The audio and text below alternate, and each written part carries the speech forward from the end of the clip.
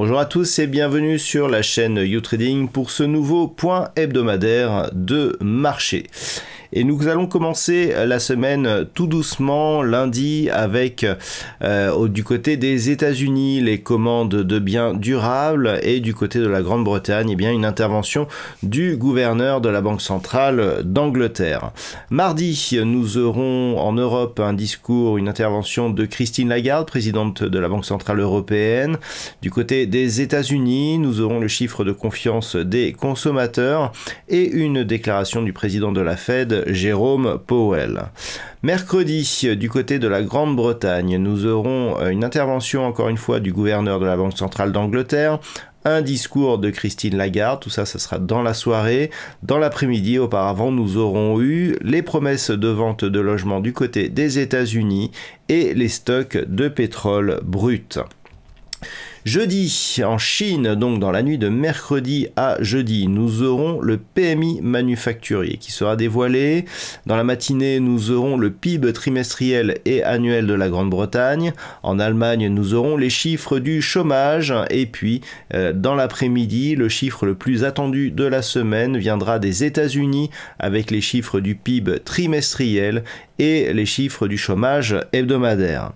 Vendredi, enfin, en Allemagne et en Grande-Bretagne, nous aurons dans la matinée le PMI manufacturier. En Europe, nous aurons les chiffres de l'inflation. Dans l'après-midi, au Canada, nous aurons le PIB mensuel et du côté des États-Unis, l'indice PMI manufacturier.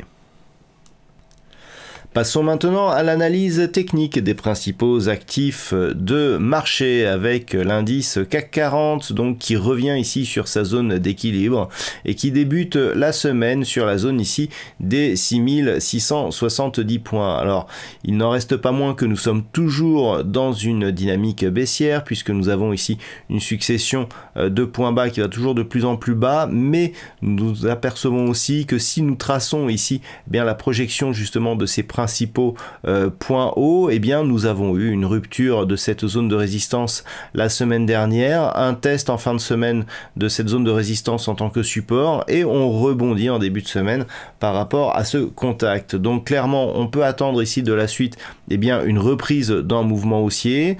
Nous avons déjà cassé ici la zone des 6700 points, même si cela a été que temporaire sur la séance de jeudi dernier. Donc tant que la zone ici des 6670 points reste support de la dynamique, nous avons une tendance qui pourrait redevenir haussière avec comme premier objectif ici cette zone de résistance intermédiaire des 6770 points et à terme ici un retour sur la zone horizontale des 6830 points. À noter que les indicateurs sont plutôt favorables à une reprise du mouvement haussier.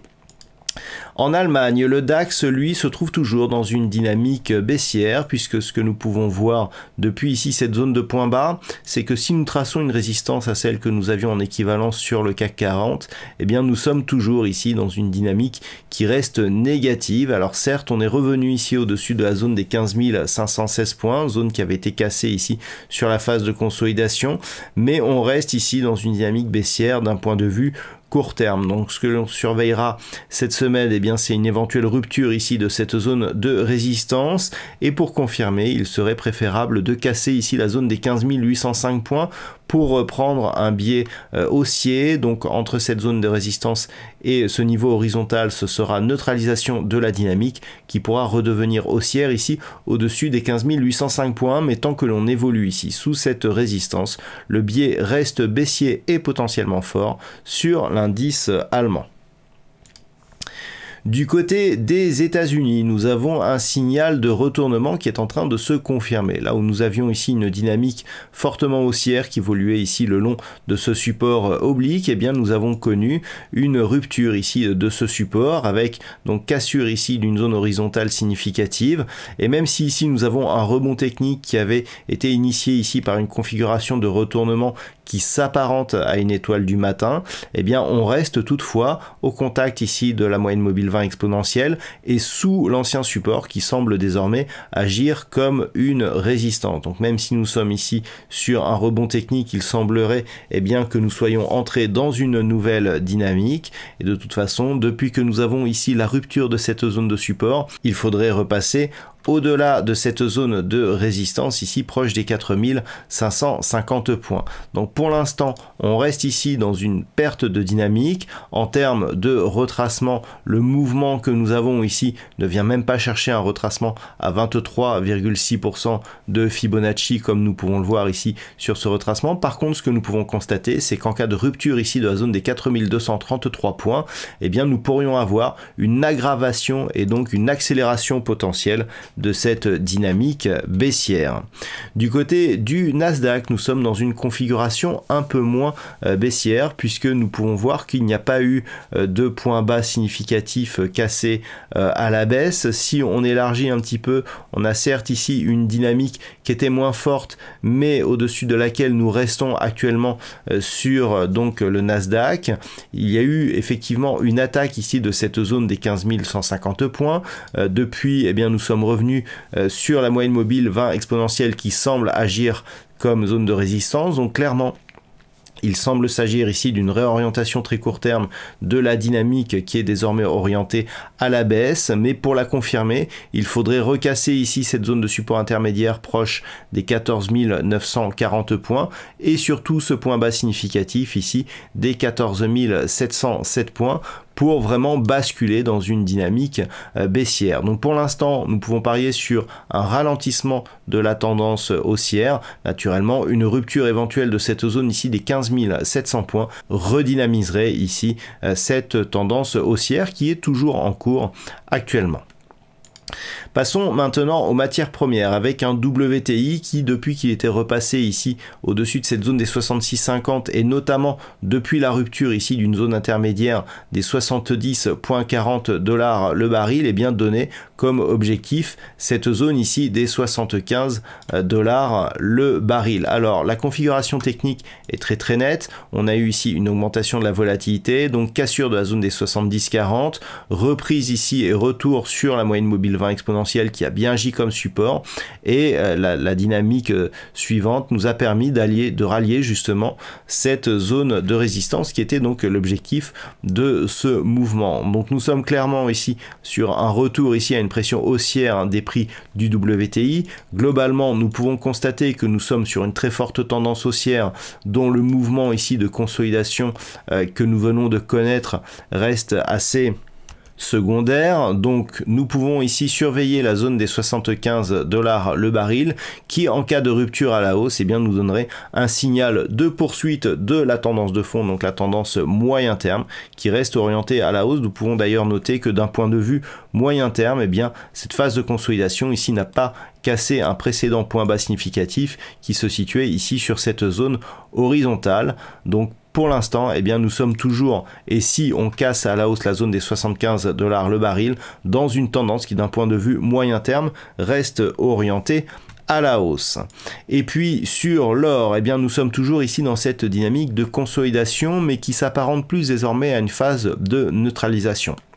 Alors nous avons toujours ici cette dynamique moyen-long terme qui est haussière. Nous avons ici cette première phase ici dynamique qui a bien marqué ici un début de consolidation, mais depuis le contact ici avec cette zone des 1675 $ l'once, nous pouvons remarquer que la progression des cours de l'or s'inscrit désormais dans une dynamique un peu plus horizontale, donc entre cette zone ici des 1675 et une zone de résistance un peu plus proche des 1900 voire 1920 $ l'once, à peu près ici sur ce niveau.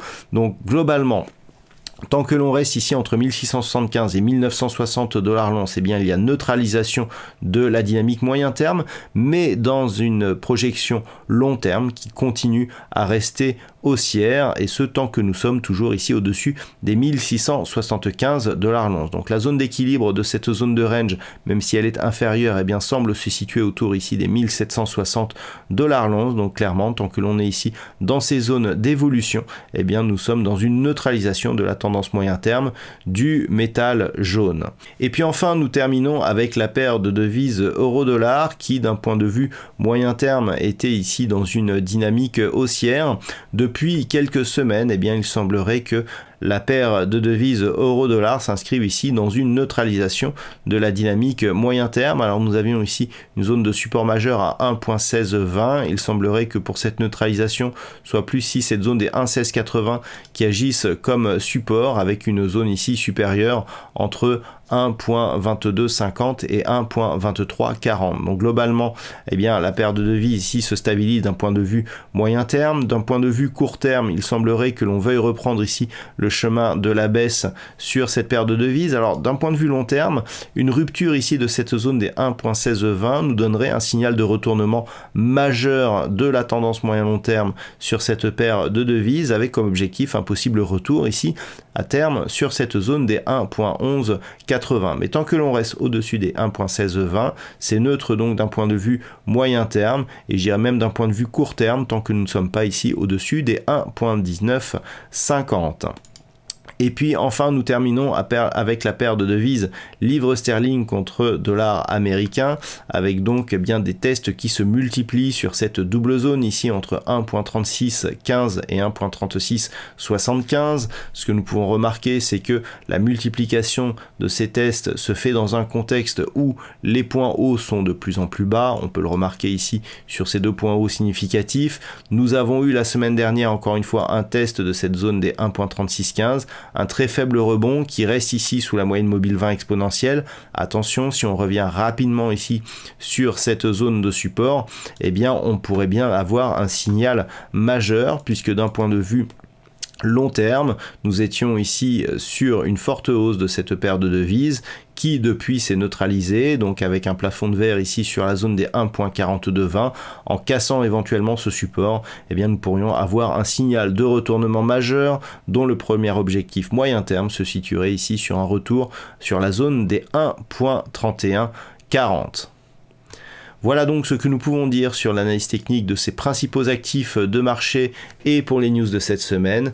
Passez une bonne semaine et on se retrouve dès lundi prochain pour un autre point hebdomadaire de marché sur la chaîne youtrading.fr.